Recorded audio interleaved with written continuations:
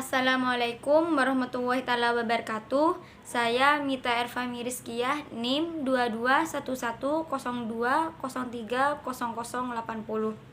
Yang pertama, saya akan menjelaskan tentang pengertian ilmu fikih dan pengertian usul fikih. Fikih secara bahasa ialah menjelaskan tentang hukum Islam yang berasal dari kata faqaha yafqahu fuqhan yang berarti pemahaman. Objek kajiannya ialah hukum tafsir dan dalil tafsili. Sedangkan pengertian usul fiqh ialah dalil secara global yang objek kajiannya ialah seperti mubah, haram, makruh, sunnah, dan wajib.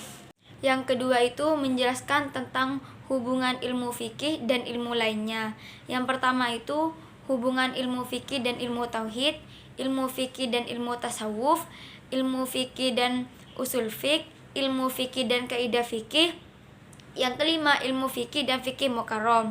Yang ketiga itu pembagian bab-bab dalam fikih. Yang pertama itu ibadah mahdah, yang kedua mu'malah yang meliputi ahwalus syaksiyah, ibadah mu'amalah, jinayah, qada, dan syasah. Adapun yang keempat itu menjelaskan tentang dalil dan sumber ilmu fikih. Adapun dalil-dalil tersebut meliputi ada Al-Qur'an, hadis, qiyas, ihtisan, ihtisab, dan lain-lainnya. Yang kelima itu menjelaskan tentang perbedaan dalam mazhab fikih. Setidaknya terdapat beberapa hal yang menyebabkan para mujtahid berbeda akan pemikiran, yaitu perbedaan pemahaman dalil, perbedaan standar kualitas dalil yang digunakan, perbedaan tempat mujtahid hidup, perbedaan waktu. Berikut madhab dalam fikih diantaranya madhab Hanafi, madhab Syafi'i, madhab Hambali, madhab Imamiyah, dan madhab lainnya. Yang keenam menjelaskan tentang pertumbuhan dan perkembangan ilmu fikih. Yang pertama, periode kelahiran sejak Nabi Muhammad wafat 11 Hijriah 632 Masehi. Yang kedua, periode pertumbuhan sejak Nabi Muhammad wafat hingga dipimpin oleh Muawiyah. Yang ketiga, perkembangan sejak pertengahan abad ke-1 sampai abad ke-2. Yang keempat, periode keemasan sejak awal kedua sampai pertengahan abad keempat.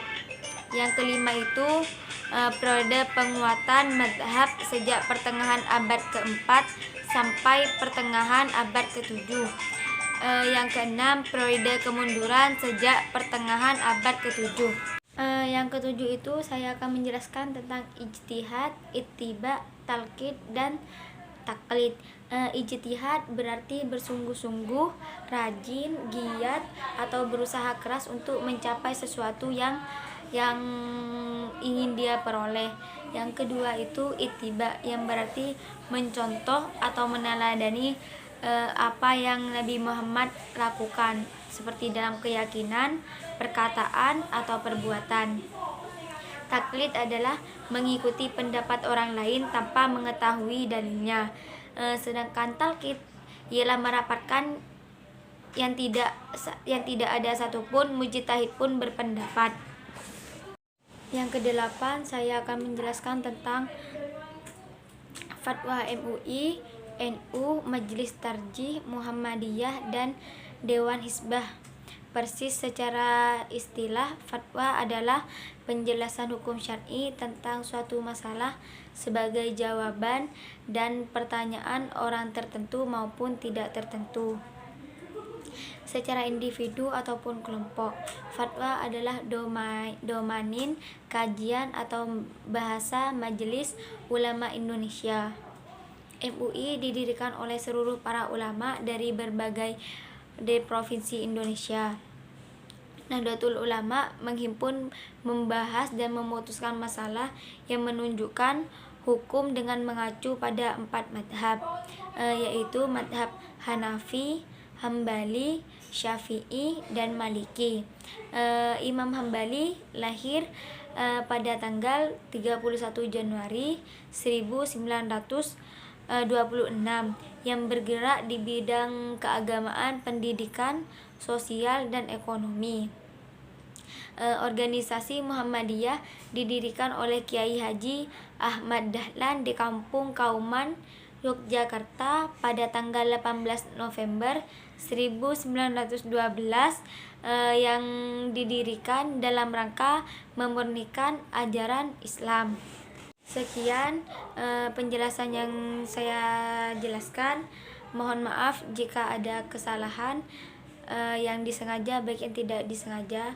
Wassalamualaikum warahmatullahi wabarakatuh.